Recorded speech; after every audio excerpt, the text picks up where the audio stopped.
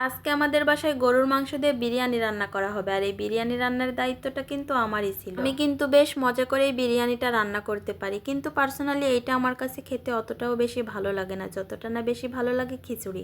আমি কিন্তু একজন পাক্কা খিচুড়ি লাভার। তো যাই হোক, ভিডিওটা প্রথম থেকেই শুরু করি। আমি কিন্তু এখানে বিরিয়ানি রান্না করার জন্য সব কিছু উপকরণ রেডি করে নিয়েছি। এখন বাজে সন্ধ্যা 7টা। আমি আসছি বিরিয়ানি রান্না করতে, হুট করে কারেন্ট চলে যায়, যার কারণে আমি আর ওই সময় বিরিয়ানিটা রান্না করতে পারি না। রাত 9টার সময় এসে আমি আবার রান্না করা স্টার্ট করি। তো এখানে আমি প্রথমে বিরিয়ানির জন্য আলু রেডি করে নিচ্ছিলাম। আলুটা আমি খুব সুন্দর লাল লাল করে ভেজে নিলাম।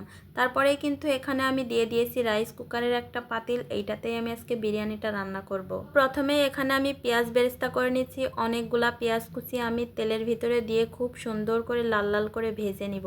তো কিছুটা বেরেস্তা আমি এখন উঠিয়ে রাখবো, এটা আমি পরে বিরিয়ানির উপরে দেওয়ার জন্য আর কি। তো এই যে বেরেস্তা উঠিয়ে রাখলাম। তারপর এখানে আমি দিয়ে দিলাম আদা রসুনের পেস্ট, কিছুটা পরিমাণে আদা বাটা আর রসুন বাটা। তো এগুলাও আমি ভালোভাবে ভেজে নিলাম। এখন আমি এখানে দারুচিনি, এলাচ, কিছুটা গোলমরিচ আর লবঙ্গ দিয়ে দিলাম। কিছু সময় ধরে এটাকে ভাজার পর এখন আমি এখানে কেটে ধুয়ে রাখা গরুর মাংসটা দিয়ে দিব। গরুর মাংসটা দেওয়ার পর কিছু সময় নাড়াচাড়া করে নিয়েছি। তারপর আমি এখানে পরিমাণ মতো লবণ, 1 প্যাকেট বিরিয়ানি মশলা, 1 কাপ টক দই আর সাথে অল্প একটু পানি দিয়ে দিয়েছি। পানিটা না দিলেও হবে, তবে এই টক দইয়ের কাপ ধুয়ে আমি অল্প একটু পানি দিয়েছিলাম। এখানে আমি 1 চা চামচ শুকনা মরিচের গুঁড়া আর 3টা কাঁচামরিচ দিয়েছি একটু ঝাল ফ্লেভারের জন্য। বিরিয়ানিটা একটু ঝাল ঝাল হলেই ভালো লাগে খেতে। এখানে কিন্তু অন্য কোনো বাটা মশলা বা গুঁড়া মশলা আমি কিছুই ইউজ করি নাই। 1 প্যাকেট বিরিয়ানি মশলা দিয়েই কিন্তু আমি বিরিয়ানিটা রান্না করছি। সেটা কিছু সময় কষিয়ে নেওয়ার পরে আগে থেকেই ভেজে রাখা আলুগুলা দিয়ে একটু কষিয়ে ঢেকে রাখছিলাম। এতে করে আলুটা খুব সুন্দরভাবে ভেতরে সিদ্ধ হয়ে যাবে। মাংসটা খুব সুন্দরভাবে রান্না হয়ে গিয়েছে। এখন আমি ঝোল থেকে মাংস প্লাস আলু দুইটাই উঠিয়ে নিব।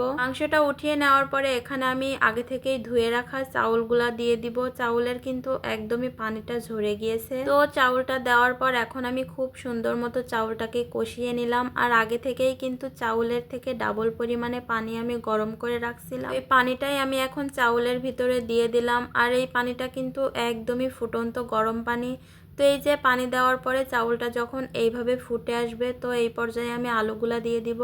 আলুগুলো একটু কম সিদ্ধ হয়েছিল, যার কারণে আমি শুরুতেই আলু দিয়ে একটু ঢেকে দিলাম। এরপর আমি ঢাকনাটা উঠিয়ে চাউলগুলা দেখছিলাম কতটুকু সিদ্ধ হয়েছে। এই পর্যায়ে আমি এখন মাংসগুলা দিয়ে দিব। আমি কিন্তু আজকে এই বিরিয়ানিটা গ্যাসের চুলায় রান্না করতেছি। আপনারা চাইলে এই পাতিলে চাউল কষিয়ে পানি দেওয়ার পরে এইটাকে কিন্তু রাইস কুকারে বসিয়ে দিতে পারেন। আমি আজকে গ্যাসের চুলায় রান্নাটা শেষ করব। তো এই যে দেখেন আমার বিরিয়ানি রান্নাটা কিন্তু প্রায় শেষের দিকে। তো এই যে আমি এখন বিরিয়ানিটা খুব সুন্দরভাবে নাড়াচাড়া করে দিচ্ছিলাম।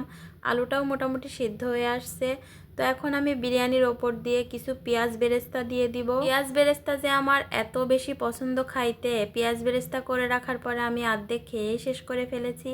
তো তারপর এখানে আমি 3টা কাঁচামরিচ দিয়ে দিলাম ওপরে। তারপর এটাকে ঢেকে আমি কিছুক্ষণ দমে দিয়ে রাখছিলাম। বিরিয়ানির আলু প্লাস মাংস দুইটাই কিন্তু খুব সুন্দরভাবে সিদ্ধ হয়ে গিয়েছে। চাউলে একটু মাছ ছিল, কারণে আমি 5 থেকে 10 মিনিটের জন্য দমে দিয়ে রাখলাম। তো দমে দিয়ে রাখার পরে এখানে আমি 2টা শসা কেটে নিচ্ছিলাম বিরিয়ানির সাথে খাওয়ার জন্য। আজকের এই শসা 2টা খুবই সুন্দর ফ্রেশ ছিল, অনেক বেশি মজা ছিল খাইতে। তো শসা 2টা কাটার পর এখন আমি একটা বাটিতে উঠিয়ে নিলাম। উঠিয়ে এগুলাকে সাইড করে এখন আমি আমার বিরিয়ানিটা চুলা থেকে নামিয়ে নিব। নামিয়ে নেওয়ার পর এখানে আমি ফার্স্টেই আলুটা চেক করছিলাম, খুবই সুন্দরভাবে সিদ্ধ হয়ে গিয়েছে। বিরিয়ানি রান্না থেকে এত সুন্দর একটা স্মেল বের হচ্ছিল, ঘরের ভেতরে একদম বিরিয়ানির গন্ধে মো মো করছিল। তো আমার বিরিয়ানিটা রান্না একদমই শেষ, আমরা এখন সবাই মিলে খাবো। প্রথমে এখানে আমার ভাইয়া আর আমার ভাবির জন্য বেড়ে নিলাম, একটু ভিডিও ক্লিপস নিলাম, ওদেরকে খেতে দিয়ে আমিও নিয়ে নিলাম। প্রচুর গরম ছিল, একদমই খেতে পারছিলাম না। তো যাই হোক, আজকে এই পর্যন্তই। আমার ভিডিওর কোনো অংশ যদি আপনাদের কাছে ভালো লাগে তাহলে একটা লাইক আর ফলো দিয়ে আমার পেজের সাথে থাকবেন। সবাই ভালো থাকবেন, সুস্থ থাকবেন। আল্লাহ হাফেজ।